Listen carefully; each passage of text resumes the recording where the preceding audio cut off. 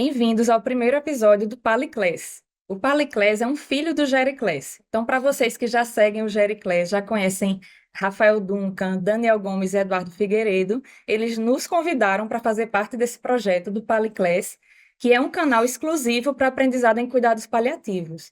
Nossa missão é trazer cuidados paliativos, temas diversos nessa área, de forma prática, didática, para médicos que queiram se aprofundar nessa área e não necessariamente tem o tempo de fazer uma residência em cuidados paliativos. Então, nós estamos aqui para ajudar vocês. Começando esse primeiro episódio, o tema que a gente escolheu foi justamente para quem quer aprender cuidados paliativos e dar dicas para vocês. Então, essa trajetória de aprendizado em cuidados paliativos. Por onde começar? Como a gente, que hoje é especialista, por onde a gente começou? E espero que vocês se identifiquem com a gente também e continuem participando lá no Instagram do Paliclass, que foi onde até deram esse pedido de tema para a gente fazer o episódio de hoje. Então, eu gostaria de perguntar, pessoal, Lívia, quais foram os desafios que você via no seu dia a dia, antes de ser a especialista que é hoje em cuidados paliativos, né? O que te motivou a querer entrar nessa área, a querer aprender essa área? Ótima pergunta, Rafa. Tive o primeiro contato com cuidados paliativos ainda na época da residência de clínica médica, naquele típico contexto, paciente com doença oncológica, mas que chegou tardiamente ao hospital para investigar, ter a confirmação histopatológica, e a gente chega tarde demais e sabe que, infelizmente, naquele contexto, não é mais possível realizar nenhum tratamento direcionado a neoplasia e temos que tomar decisões, né? Então, esse foi o primeiro contato, mas ainda não foi determinador, vamos dizer assim, para crescer meus olhos para os cuidados paliativos. Foi, de fato, na residência de geriatria, né, que eu tive mais contatos, né, com pacientes em fim de vida, né, tendo que ou o paciente ou suas famílias tomar decisões acerca, né, do qual a melhor proposta de cuidados ao fim da vida e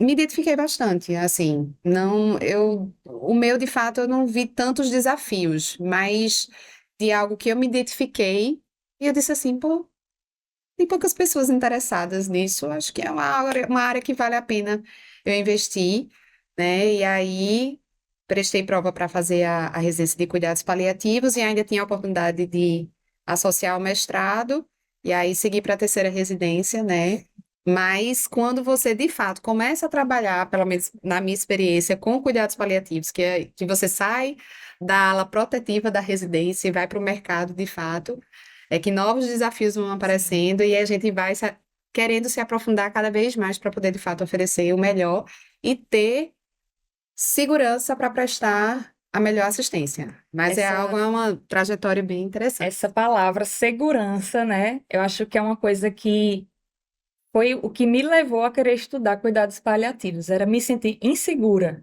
Então, você vê esse paciente que você descreveu, que chega com uma doença muito avançada. E aí eu lembro até esse ponto. Às vezes o paciente chegava com a neoplasia metastática, diversos sítios, já com aquele performance status, que não permitia sequer conseguir uma biópsia. Muitas vezes ele chega no ponto Confirmação, né, do diagnóstico. de tamanha fragilidade. E aí todo mundo ficava, a gente só pode indicar cuidados paliativos se tiver a biópsia. E aí ficava o paciente de um lado sofrendo, você do outro, querendo invadir, querendo fazer a biópsia para poder iniciar os cuidados paliativos, né? Que a gente Então, vem também de uma coisa muito acadêmica, né? A gente vem assim da faculdade, aí residência de clínica, residência de geriatria, né? O que quer que seja, e aí você fica naquela coisa de eu tenho que saber o motivo da doença, eu tenho que saber o que está acontecendo, né?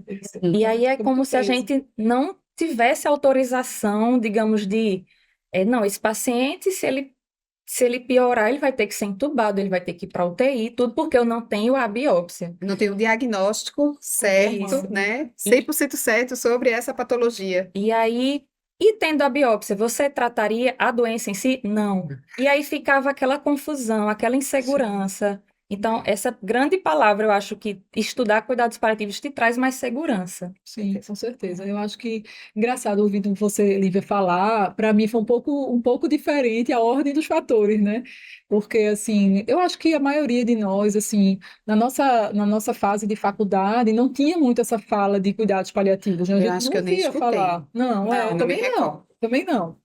E aí, quando a gente sai, que vai para a clínica médica, é naquele momento que a gente vai para uma enfermaria, né, serviço público, né, que a gente vai trabalhar ali, vai aprender como residente, e a gente se depara com doentes oncológicos, doentes de doenças crônicas, né, doenças demência, orgânicas crônicas, demência demências, avançada. e a gente se vê diante dessa dificuldade do cuidar, independente do curar, né, que eu acho que é a coisa que mais a gente fala no nosso dia a dia de Uhum. cuidados paliativos hoje, né? Cuidar sempre, né? Curar às vezes quando possível. Então, quando a gente se depara com essa realidade, e aí no meu caso, eu fiz formação em geriatria depois, mas não cheguei a fazer residência na época que eu fiz. Terminei clínica, não tinha residência de geriatria em Recife, né? Fiz uma especialização em geriatria, depois prova de título em geriatria, mas assim, a minha vida foi muito ir logo para a prática, Uhum. né? E aí na prática não tive essa zona protetiva que tu falou Foi. aí, eu achei interessante. Da residência de geriatria de cuidados paliativos, né? Então, na minha prática diária, eu me senti muito insegura, né? Porque, justo, né? Eu vim da clínica médica, fiz a especialização em geriatria e fiquei naquela. Poxa, realmente, eu tinha pouco embasamento teórico naquela época para estar tratando com aqueles pacientes tão desafiadores, né? E aí isso me motivou, né, a estudar mais, a aprender sobre o que era isso. E assim, especificamente para mim, sempre foi muito difícil a perda do paciente.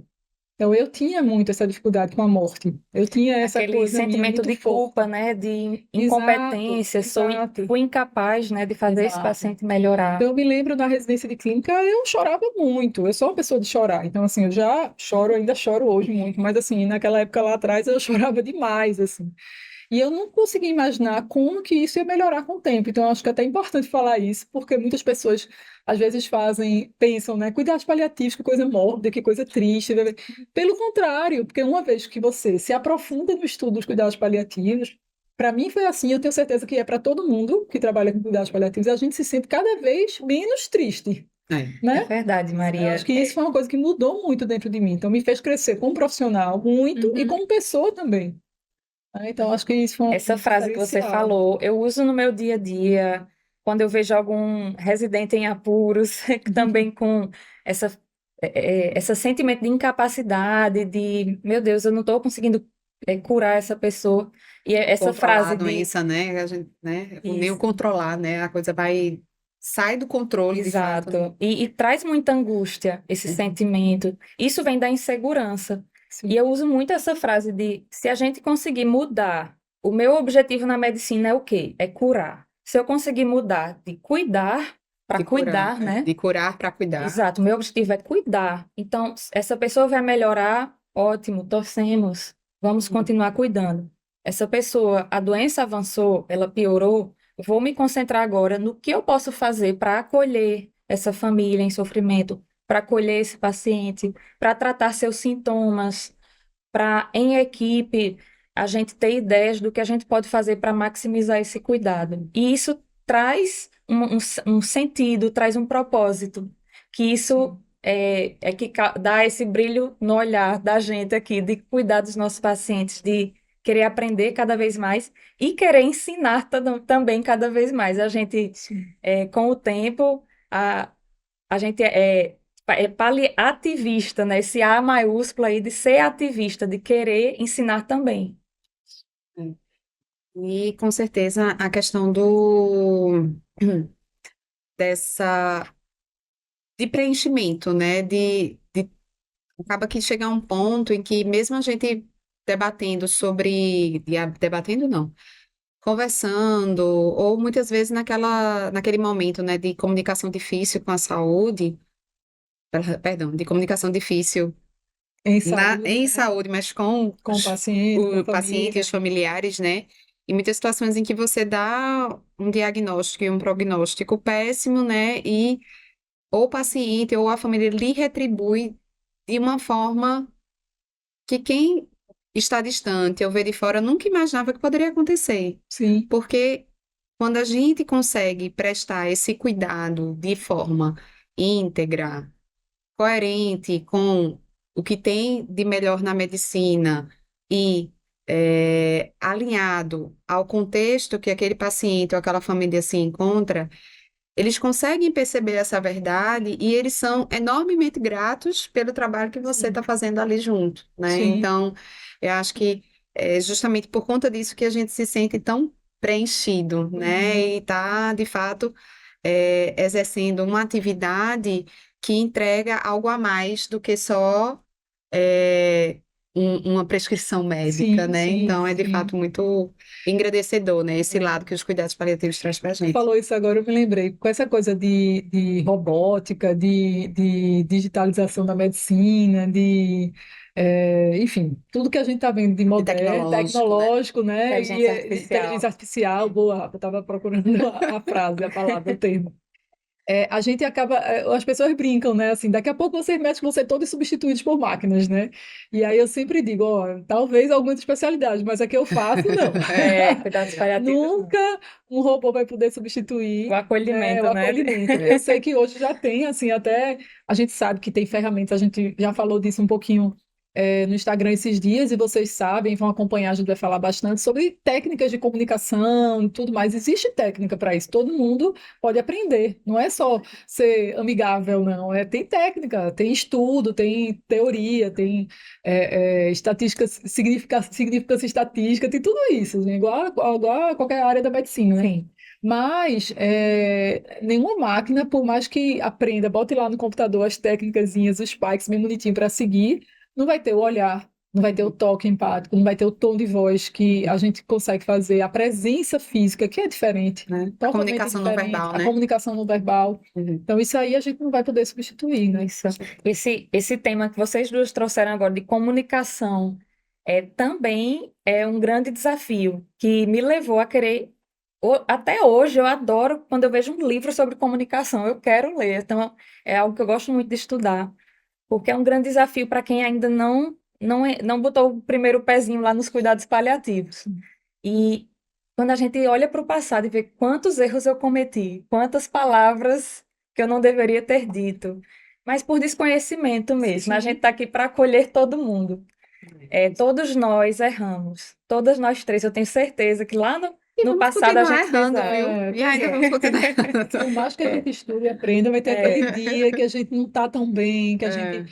É. Uma coisa que eu percebo muito na prática, eu vivo dizendo isso aos residentes, né? Os estudantes e residentes, às vezes a gente tem uma aproximação com o paciente maior, um vínculo maior afetivo com o paciente, e aí, na hora que chega ali o paciente com o exame, a doença progrediu, você inconscientemente quer passar por aquilo ali o mais rápido possível, né? Se você não sim, cuidar, se você não tiver num dia que você está bem, para você com tempo até, às vezes você não está com tempo, o ambulatório está lotado, né? Enfim, sim. você acaba fazendo a coisa um pouco atropelada, né? Então, assim, já aconteceu diversas vezes comigo, assim, recente, de eu acabar me atropelando um pouco nessa comunicação e quando o paciente sair, eu parar e dizer para o residente, não foi bom, eu não fiz bem. Vocês, por favor, ó, eu errei nisso, nisso e nisso, mas eu estava ali angustiada, eu estava querendo terminar logo. Estava ruim. Eu vou tentar melhorar das próximas vezes, vou tentar ajeitar um Uhum. pouquinho das É. próximas E vezes. essa angústia da comunicação também, mas melhora muito com o tempo, né? Sim, Você sim, passa a, a pensar assim: eu não vou mudar a má notícia. A má notícia é essa, ela existe. O que eu vou fazer é passá-la da melhor forma, para uma forma que evite um luto complicado, uma forma que a pessoa consiga lidar naquele momento, que seja acolhida. Então, Uhum. não vou conseguir mudar a realidade, vou Isso. conseguir passar de uma forma adequada. Uhum. E ainda sobre comunicação, existem as técnicas, como Maria disse, não é só bom senso, não é só vou pegar na mão, só pegar né? na mão e chorar. Tem até um colega que fala assim, ele fazia uma atividade prática na residência que ele ensinava, e aí ele dizia, momento, cuidados paliativos sem borboletas. É como se fosse assim, cuidado paliativo não é só pegar na mãozinha, não é só... Sim, É técnica mesmo, é sim, estudo. E eu mesma no início, meio que fui muito. tentei ser autodidata. No início, peraí, qual é a referência? Pronto, Manual de Cuidados Paliativos da NCP. Foi a primeira bíblia de todo mundo. Aham, com A certeza. de Peguei 2012. isso, a de 2012, a do IP amarelo, acho que é, né? Que tem na capa. Então, foi o primeiro grande livro, assim, que eu me debrucei. Ele é muito bom, recomendo. Só um adendo, para quem não sabe, Rafa é a rata da literatura. É. De Então livros tem que estar e baseado na estudos. evidência. Vão descobrir. Grau de recomendação lá em Não, e cima. a gente tá falando sobre o assunto, ela já achou, já entrou ali, já mandou no WhatsApp para a pessoa, 5 trabalhos saíram ontem, tu consegue. Gente, mas quem não descobriu vai descobrir. Eu gosto de artigo, gosto. Já é ótimo. E aí, assim, artigo é muito bom, mas a experiência também alinha muito, porque tem coisa que não dá para ensinar no livro, né? É verdade. Então, eu digo para vocês, uma forma, eu quero começar a aprender. Poxa, os 3 primeiros capítulos do Manual da NCP 2012 estão lá. Bota o PDF, tá lá no Google, tá Free, gratuito. né? Então, ali Academia vai ter o quê? Nacional de Os Cuidados princípios Paliativos. dos cuidados paliativos e tudo bem básico. Mas, assim, realmente, nem todo mundo tem o tempo à disposição de eu vou ler esse manual inteiro, Autodidata. Ai, do gigante, né? começo ao É, final, né? claro. E ele é só o mais básico, né? Sim, E tem as coisas que você aprende na prática com cada sim. caso que desafia a gente e que a gente, com o tempo, vai, digamos, não é só aquilo que você está lendo no livro, tem aquele detalhe daquele paciente que você já atendeu que era igualzinho, Sim. e você vai se aprimorando. Me diz uma coisa, assim, eu fui sua residente, né, R1, lá na geriatria, e esse teu lado hiperacadêmico, né, super, né, vinculado à evidência, né, e aí, quando você, assim, encontrou esse interesse pelos cuidados paliativos, entendendo que, assim, cuidados paliativos é uma área da medicina que é difícil se realizar estudos com Sim. tanta significância Sim, estatística, né, bem elaborados e tudo mais. Te gerou alguma angústia também? Muita, Porque, assim, muita. é como você trouxe, né? Você traz essa com propriedade. Agora, essa questão, não, tem que viver, tem que ter a experiência, né, da cara a tapa para Sim, dei muita. aprender de fato.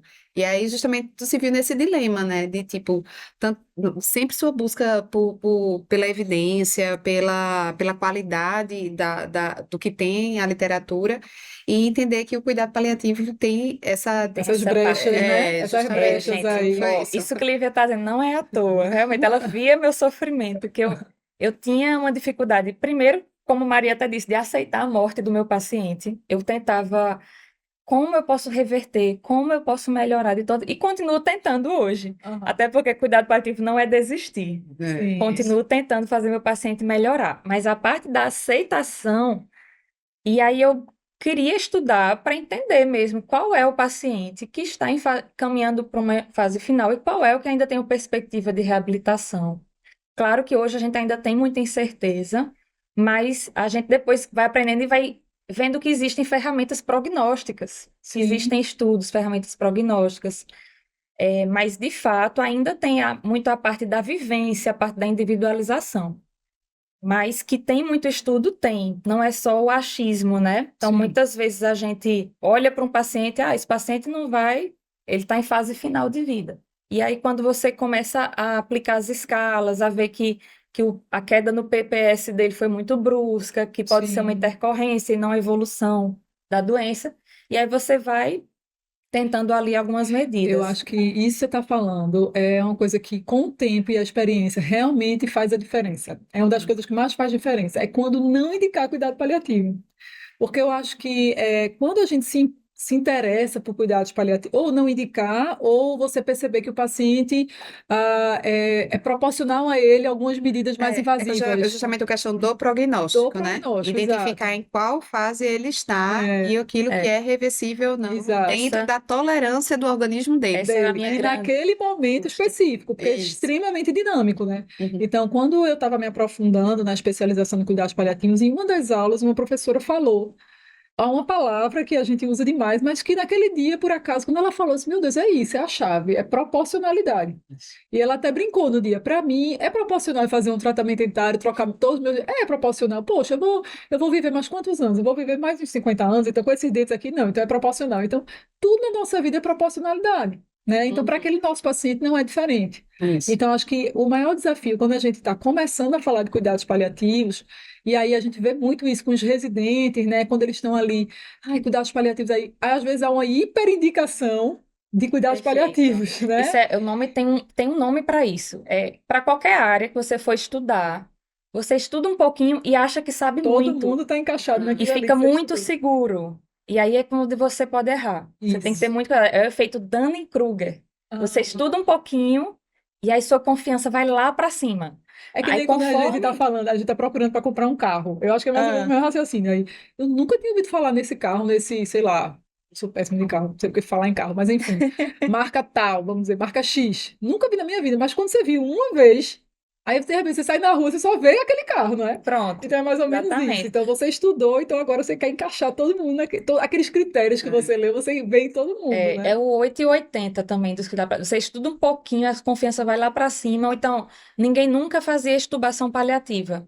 Aí teve um tempo aqui em Recife que teve várias palestras sobre esse tema. E aí, de repente, Todo mundo estava teve Tava um querendo boom de fazer. de extubação paliativa.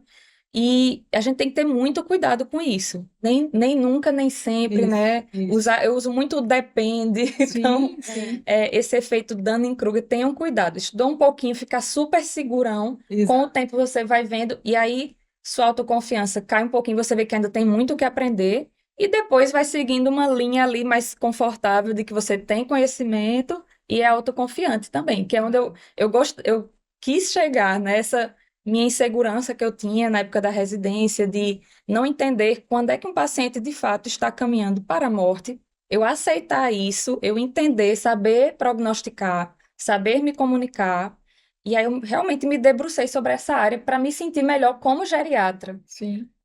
Tem um preceptor meu, Lucas Andrade, que eu até já encontrei ele, já falei para ele, que eu nunca vou esquecer do que ele disse. Foi uma palavra, uma frase que ele disse que soou como uma crítica e como um elogio ao mesmo tempo. Hum. Ele olhou para mim e disse: Rafa, tenho muito orgulho de você, porque eu lembro você como residente, você era extremamente insegura, você não aceitava a morte, você não sei o quê, você não sabia nada de cuidado paliativo. Aí parecia, sabe, Chiquinha defendendo seu Madruga quando vai dando um monte de crítica, e aí ele: tá bom, minha filha, tá bom, pare. Aí ele: mas hoje eu vejo que você dá aula sobre isso, você aprendeu, você hoje é especialista. E que orgulho, né? Então ele disse que ele acha que a minha insegurança tão grande fez eu buscar desesperadamente por Aprendizado. saber mais e me sentir segura. E hoje, com muita felicidade, poder passar o que eu aprendi, porque eu sei que tem muita gente que se sentia como eu me sentia. Sim. Hum. E é isso que motiva a gente, né? A estar até aqui hoje, Uhum. né? Nesse projeto Sim. maravilhoso.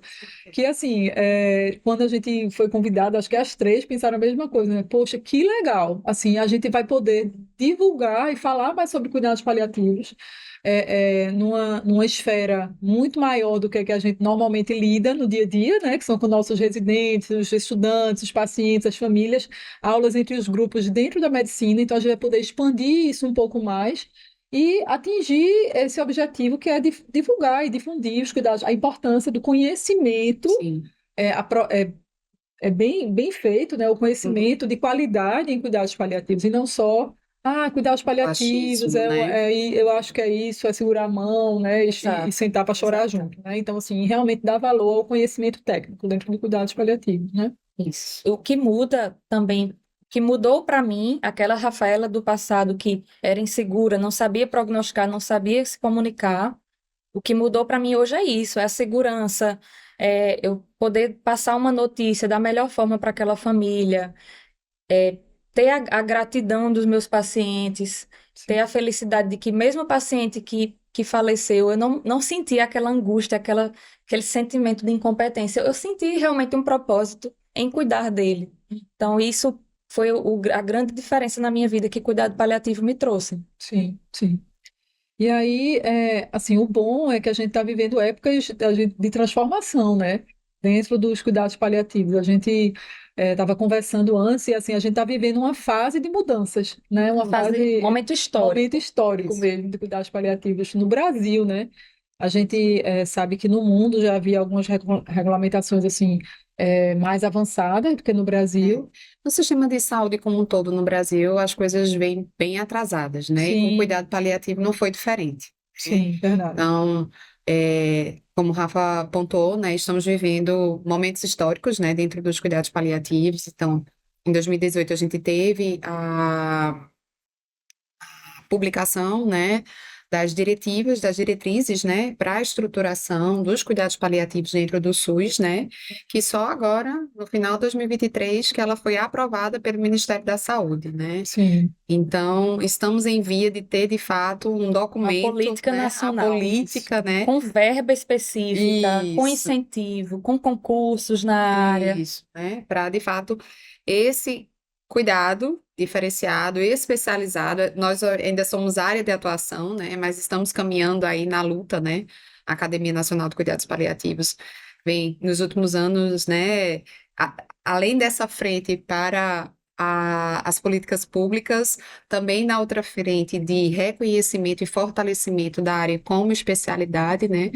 Mas com o objetivo, de fato, esse serviço chegue a todos que necessitem, né? isso. Adultos e crianças, né? Para que recebam esse tipo de E cuidado. tem um grande desafio nisso também. Vai crescer muito a oportunidade para o especialista em cuidado paliativo. Isso vai, Sim, que, como Lívia disse, hoje é uma área de atuação que desde 2012, se eu não me engano, foi considerada uma área de atuação. Então, eu sou geriatra especialista com área de atuação em cuidados paliativos. Não sou especialista em cuidados Quando paliativos. você vê no RQE, é assim, é clínica No RQE é médica, isso. né? Com RQE de área de clínica atuação. médica com área de Você, atuação em cuidados você paliativos. comprova que tem experiência, faz uma análise, é feita uma análise curricular e é feita uma prova pela AMB, que aí sai que você tem aquela área de atuação, que vai se transformar numa especialidade.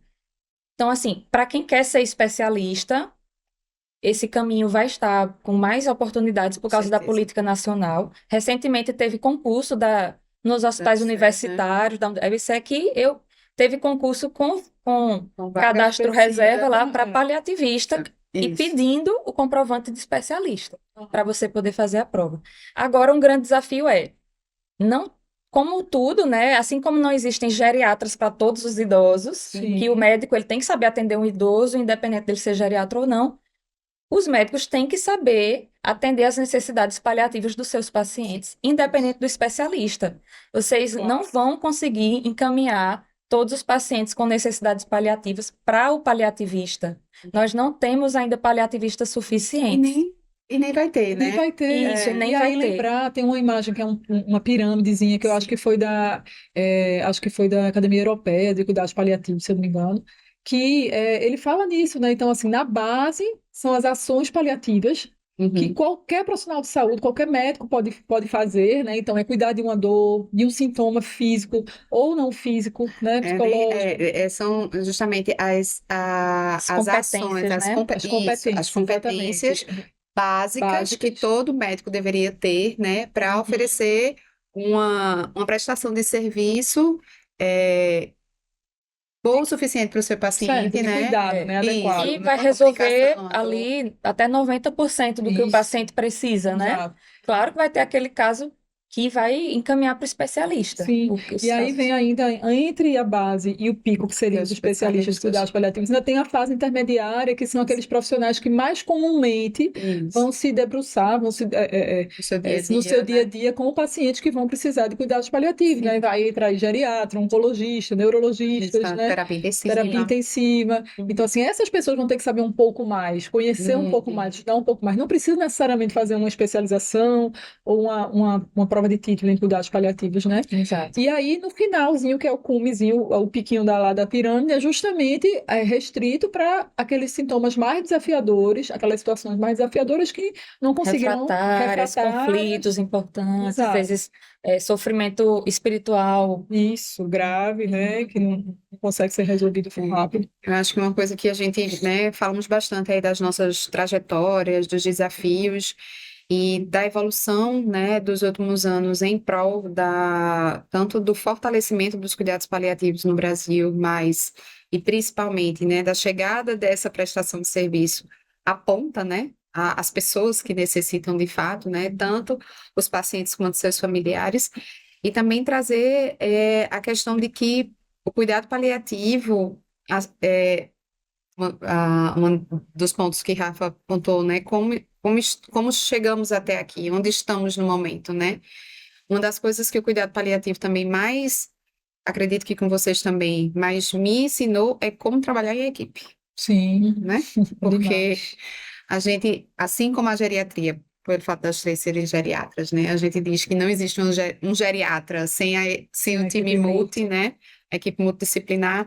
No cuidado paliativo, isso é ainda mais forte, porque apesar da gente entender que a gente recebe toda aquela gratidão da família, né? A gente consegue fazer trazer resultados, né, muito significativos para o paciente e seus familiares, mas a gente só consegue, de fato, trazer esses resultados porque a gente tem uma equipe, Sim, né? A gente não consegue esses lindos e gratificantes resultados, né, sem a equipe multi. Então, é o combo, né? Não existe trabalhar com cuidados paliativos, seja como especialista, seja nas áreas afins, seja lá na assistência domiciliar, sem equipe multi, né? Então, é de fato um trabalho que agrega muito esse trabalho multidisciplinar, né? E onde o sucesso, o foco principal é trazer o que é melhor para o paciente e para a família, né? E sim. pela complexidade do que é sucesso, né? Dentro desse contexto, aí a importância da equipe multidisciplinar Lívia, isso que nisso. você falou, sensacional. Trazer o que há de melhor na medicina. Então, Uhum, Luciana Dadalto é uma advogada que atua muito na área de cuidados paliativos. uhum, Então, todo paliativista já a Já ouvi conhece, falar. já a segue. E ela tem algumas publicações, alguns livros na área. Num deles, falando sobre a legislação em cuidados paliativos, ela fala que tem um capítulo falando que não oferecer cuidados paliativos para o seu paciente é uma infração ética. Por quê? Porque pelo Código de Ética Médica, a gente é obrigado a oferecer o melhor que Sim, existe na medicina atual para o paciente. sim, E para determinados casos, o melhor para aquele sim, paciente é o cuidado paliativo. Então, não ofertar ele é uma infração ética. sim. E a população em geral está sabendo cada vez mais. Então, há 10 anos, acho que faz um pouquinho mais que eu terminei, mas há mais de 10 anos era outro cenário. Eu acho que eu não encontro tantos desafios como eu encontrava lá naquele começo. Encontro ainda, mas as pessoas estão sabendo mais o que é cuidado paliativo. Estamos tendo mais demanda. Então, assim, nos grandes hospitais, é de bom tom que cada hospital se organize para ter uma equipe de cuidado paliativo, Sim, principalmente aqueles hospitais que passam por uma acreditação hospitalar. Na acreditação, tem que ter uma ação para dor. Qualquer lugar que tenha oncologia, tem que ter cuidado paliativo junto, justamente por isso, isso, exato. porque o oncologista ele tem que ter competências para tratar as necessidades paliativas dos pacientes, mas ele não necessariamente ele vai ser um paliativista, um especialista. sim, sim. Sim. Então, vai precisar encaminhar para o Pela especialista em própria alguns casos. população que ele trabalha, existe um percentual maior de chance de que vai precisar de um especialista ali, né? Uhum, De um sofrimento que ele não vai conseguir dar conta, né? Sozinho, Então, vai já precisar de existe essa equipe. regulamentação, né? Que é justamente quando a gente vê serviços de oncologia. Então, existe o Unacom e CACOM, de acordo com a complexidade. Então, desde o Unacom, que já existe, a diferença aí se tem radioterapia ou não. Mas todo serviço que tem tratamento oncológico, seja, mesmo que não tenha radioterapia, mas tenha medicação, químio, imuno, enfim, diagnóstico, cirurgia oncológica, já tem uma regulamentação legal dizendo que tem que ter pelo menos um serviço de cuidado paliativo atrelado a ele. Então, isso já existe como regulamentação no SUS. né? Então, Uhum. assim, cada vez mais os hospitais públicos e privados, eles Privados. estão tendo que se adaptar a isso. Que bom, né? Estamos vivendo tempos E, melhores. e essa questão da própria política, ela vai puxar para o serviço suplementar Sim, também, né? sim, Porque a área privada, ela é suplementar ao SUS. sim. Então, o movimento que o SUS faz, a área suplementar também deve Vai ter que fazer. seguir. Porque muitos dos serviços, né, das equipes de cuidados paliativos que tem nos serviços privados é via acreditação, né? Sim, sim, O processo de acreditação está justamente para certificar que aquele hospital está prestando um serviço de qualidade, né? sim. E a gente sabe, como paliativista, que não existe um serviço de qualidade, um hospital com mais de 50 leitos, que é o recomendado, não tem um serviço de cuidados paliativos, porque ele Isso. não está cuidando do paciente de forma integral. Não E aí, existe. quando a gente... Desculpa. Não, e só para finalizar, né, esse raciocínio, justamente não existe